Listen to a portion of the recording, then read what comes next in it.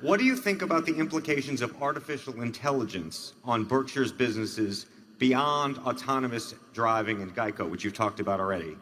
In your conversations with Bill Gates, have you thought through which other businesses will be most impacted? And do you think Berkshire's current businesses will have significantly more or less employees a decade from now as a function of artificial intelligence? Well, we've mixed a couple questions together. Yeah. I certainly have no special insights on artificial intelligence, but I will bet a lot of things happen in that field in the next couple of decades and probably a shorter time frame. They should lead, I would certainly think, but again, I don't bring much to this party, but I would certainly think they would result in significantly less employment in certain areas, but that's good for society. And it may not be good for a given business, but let's take it to the extreme. Let's assume one person could push a button and essentially, through various machines, robotics, all kinds of things, turn out all of the output we have in this country. So there's just as much output as we have.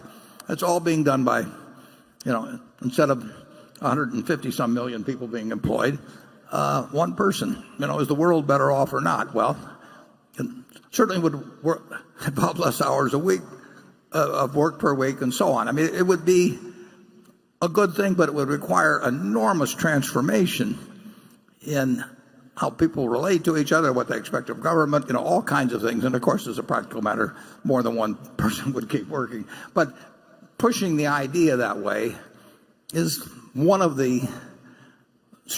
certainly think that's one of the consequences of making great progress in artificial intelligence. And that's enormously pro-social eventually.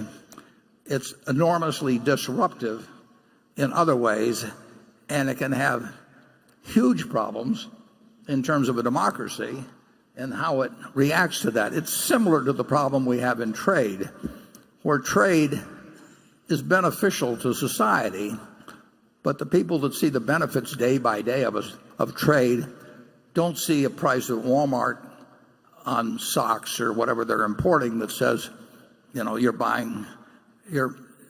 paying X, but you would pay X plus so many cents if you bought this domestically. So they're getting these small benefits and invisible benefits, and the guy that gets hurt by it, who's the roadkill of free trade, feels it very specifically, and that translates into politics. And so it gets very uncertain as to how the world would adjust, in my view, to great increases in productivity. And without knowing a thing about it, I would think that artificial intelligence would have that hugely beneficial social effect, but a very unpredictable political effect if it came in fast, which I think it could.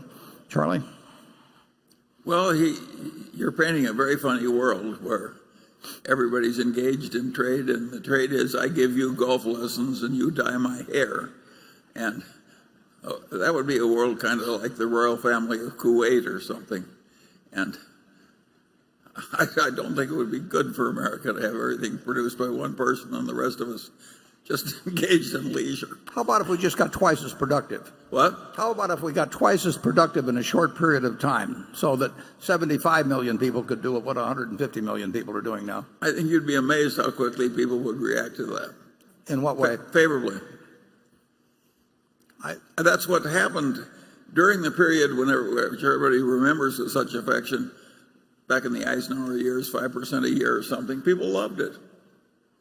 Nobody complained that they were getting air conditioning and they didn't have it before. Nobody wanted to go back to stinking, sweating nights in the South. Well, if you cut everybody's hours in half, it's one thing. But if you fire half the people, the other people keep working. I just think it gets very unpredictable. I think we saw some of that in this election because I think that. Well, we've adjusted to an enormous amount of it. It just came along a few percent per year. Well, and the question then is, I don't think you have to worry about it coming out of 25% a year. I think you have to worry about it. You're going to get less than 2% a year. That's what's worrisome. Okay, we'll move on. But it will be it's an absolutely fascinating subject to see what happens with us, but it gets very, very hard to predict.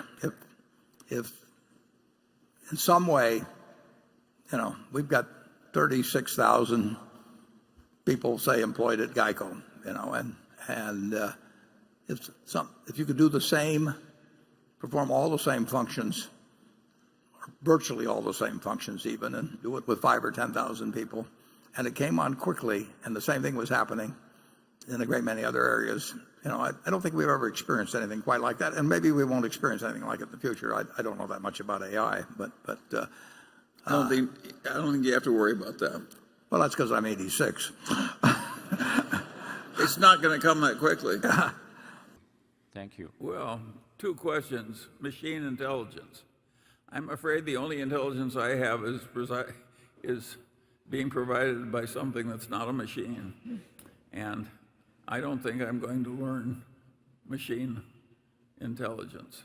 Yeah, if you ask me how to beat the game of Go with my own intelligence, I couldn't do it. And I think it's too old for me to learn computer science.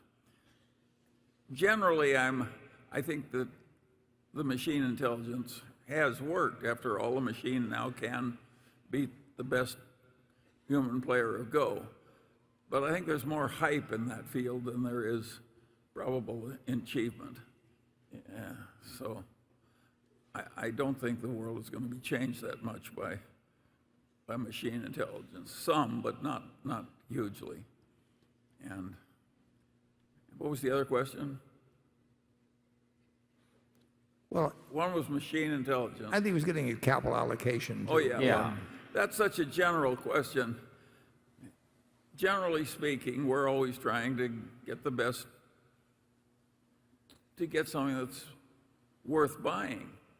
And the human mind rejects that if you're in academia, because you could come in and make one declaratory sentence at the opening of the semester and you wouldn't have anything to do for the rest of your time. So people want to find some formula.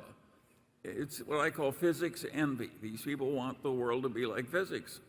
But the world isn't like physics outside of physics. And that false precision just does nothing but get you in trouble. So I would say you've got to master the general ideas, and you've got to work to improve your judgment slowly, the way all the rest of us had. And I don't think most individuals have much hope of individual gain from machine intelligence. No, I don't.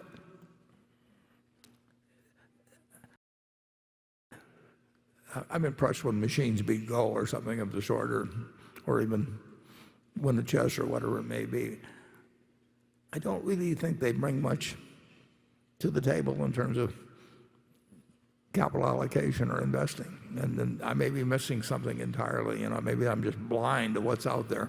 You're missing a lot of very remunerative fee-earning twaddle. Yeah, well,